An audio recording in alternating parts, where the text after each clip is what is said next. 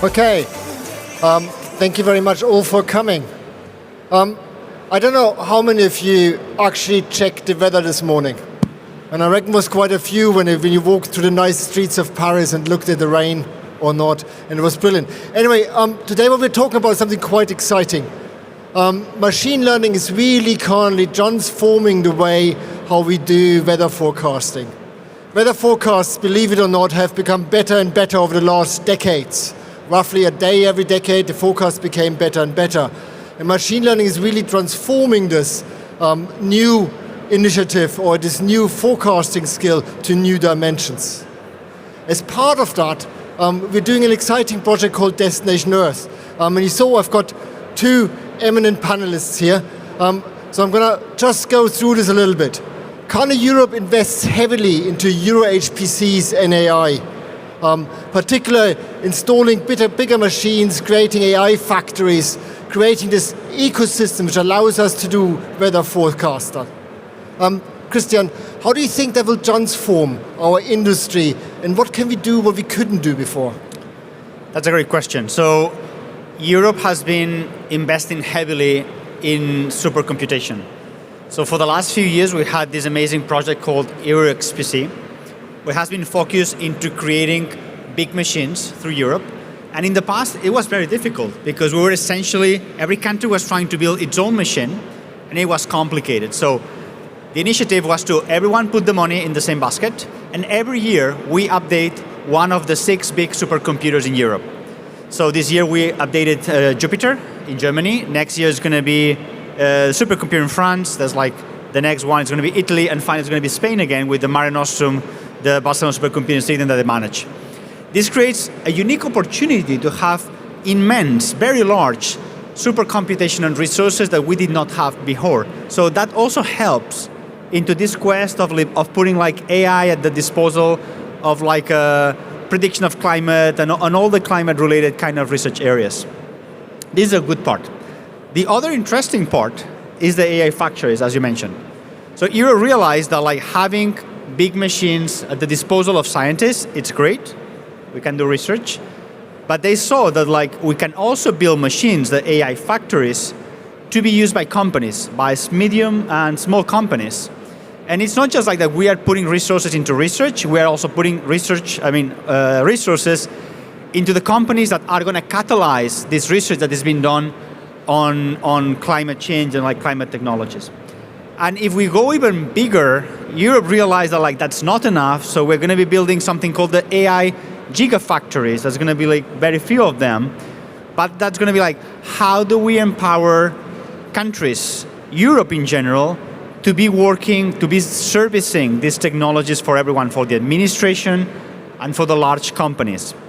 So in general, Europe is making a huge effort to put computational resources that like 10 years ago were scattered across multiple centers into like centralized pods that will help advance a variety of technologies, among them the technologies related with climate. And I think that replies, just to finish like with something very important, is like that allows Europe to have some sovereignty into the resources. In the past, we had to take huge dependencies with technology providers, with compute cloud providers from the US and elsewhere.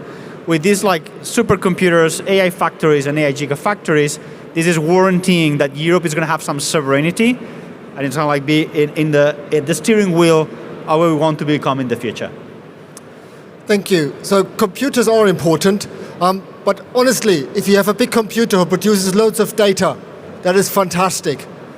Unfortunately, it's completely pointless if nobody's using those data, or these data actually don't go anywhere. And that's why I'm so glad to have Virginie here from Météo France, who's really one of those trailblazing weather services in Europe, using AI and cutting-edge technology to use or produce better weather forecasts. And if you are in Paris, and there would be a weather warning, it would be coming from Météo France, and they would do their uttermost best to warn you. So without all these weather services in Europe, and national met services, it would be irrelevant what we do. And therefore, Virginie, I know you do a lot of AI, and you do loads of machine learning. And what is your vision of machine learning within a national weather service? Thank you, Florian, and hello to everybody. As you said, national Met services are always looking for ways to harness innovation, to improve our forecasts, and bring the most reliable, trusted services to help society manage its sensitivity to weather and climate. And with our changing climate, with climate change, we know that all these issues related to resilience are going to be more important than ever. And AI actually offers some opportunities for us in almost every area of what we do, whether it's assimilating observations, whether it's forecasting, climate modeling, or providing end-user services. All these areas can be improved by AI. This is especially true for our core forecasting capabilities. In practice, using AI emulators instead of the traditional numerical models that we use today can just be better, faster, and cheaper. It could really speed up the production of our forecasts, and it could also allow us to do it with much smaller computing requirements for the production phase, at least.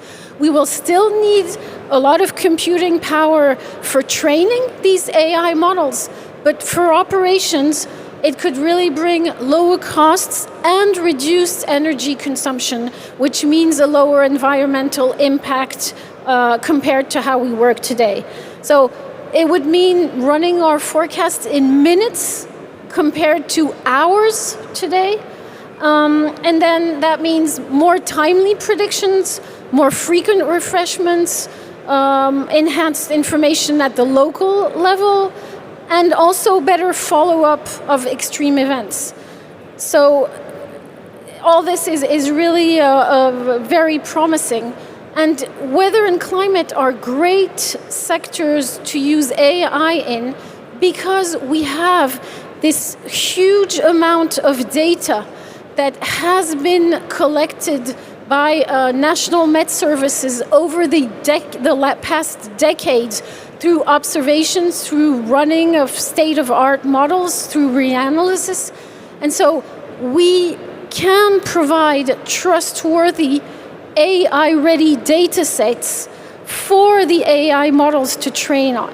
And so that's really something that's quite specific in the weather sector and climate sector, and why it's such a great opportunity for AI. So when you combine the power of AI and the expertise of Met services, you could really have a great game changer. For example, to feed into things like the warnings that Florian just mentioned, and that we have to produce every time there's a severe weather moment.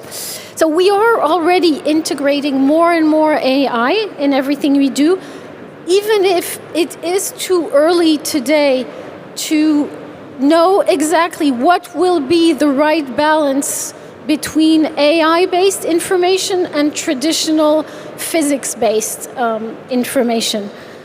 Destination Earth that you mentioned is a very good example of that. It started as a non-AI project, a traditional numerical weather forecasting project. And then over the past years, we started introducing some AI into the project. And now, as we are discussing the new phase of Destination Earth, we're actually talking about a whole specific AI pillar. So in just a few years, we've gone from no AI to really a massive part of AI.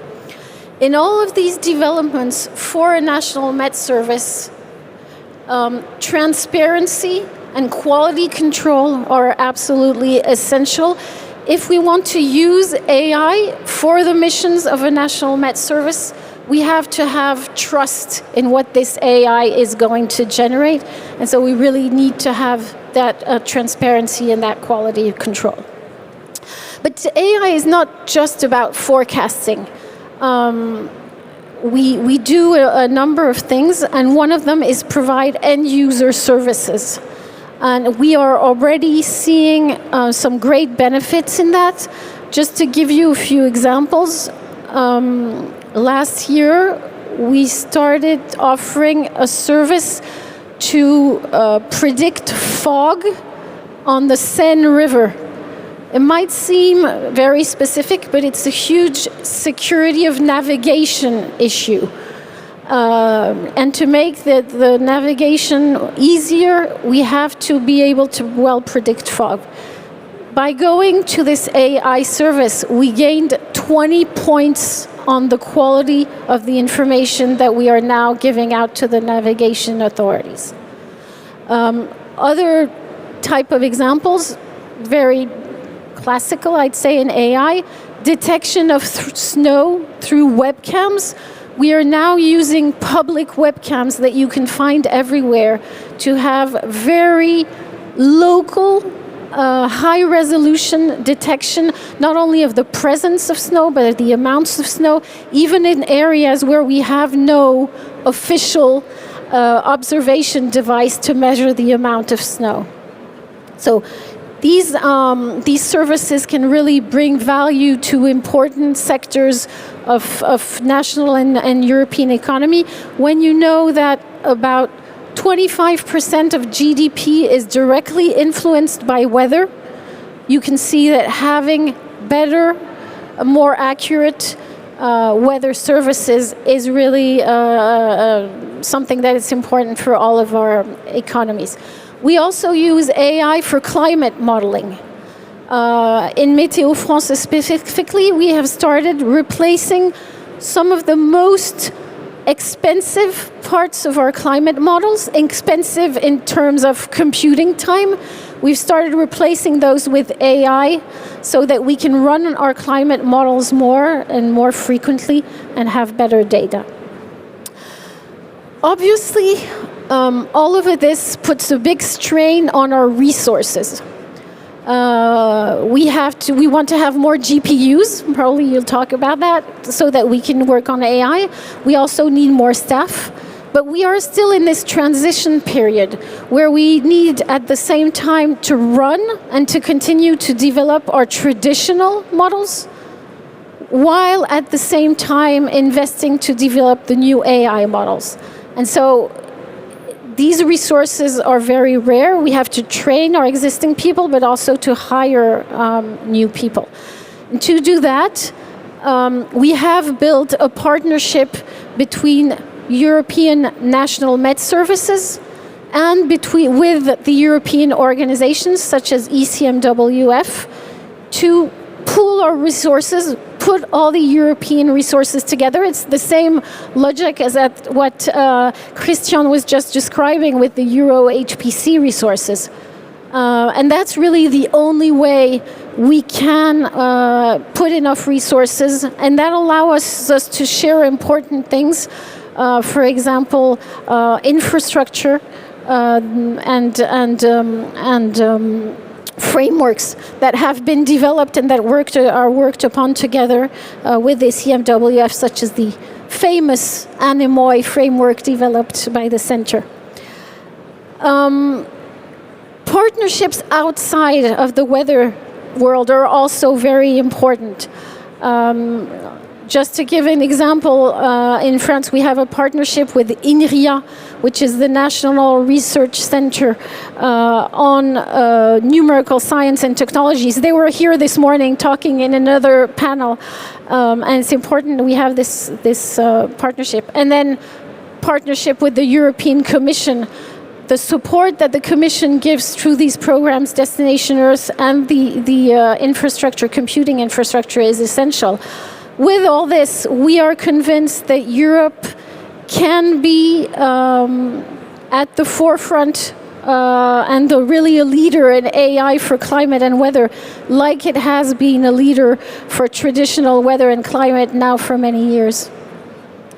Thank you, Virginie. I don't know, who of you knew of fog forecasting on the Seine? Come on, that's pretty cool. Machine learning fog forecasting on the Seine. For me as a swimmer, that sounds great. Anyway, Virginie just mentioned something quite important, which is the Anemoy framework, which is really European weather services got together to build this common infrastructure so we all can run machine learning models at home and do weather forecasts whenever we like. So you can go home tonight in your bedroom, load up the scripts and run a weather forecast. The other thing which Virginie already said, which is quite important, is climate. I know that BSC is a key player in Destination Earth, the climate twin, really producing this amount of wonderful data, information about the climate future. And you've once coined this really memorable phrase that when Destination Earth data, AI factories, and HPC gets together, magic happens. What did you mean? I love how you take previous interactions we had in other forums, or you bring this to a new forum. So AI factories, as I mentioned before, it's going to be this infrastructure that is going to be put to the service of medium and small companies. And you mentioned something very important, 25% of the GDP of a country is influenced by weather. So when you have companies coming to the AI factory and they have access to all the data that you're mentioning, plus all the hardware, all the software that has been put together, plus you bring a startup that is very hungry and they need to show return on investment. At the end of the day, they have access to this infrastructure, but when you put at their disposal data from climate, software from climate, models from climate, plus the hunger to do something that is useful, that has to show revenue, you push them into thinking, how do I add this climate factor, this weather forecasting factor into the product that we are building? We've seen some examples, not in the context of the AI factory, but in other partnerships that we had at BSC. We had one airline that I'm going to not mention, but they will start using some of the data to do micro planning of some of the routes when there's some climate changes that are sudden. So you start to see how companies think on how to leverage this wealth of data for their day-to-day. As we evolve in these AI factories, as we create them, there are very few of them now available. They're going to have few more in the next years.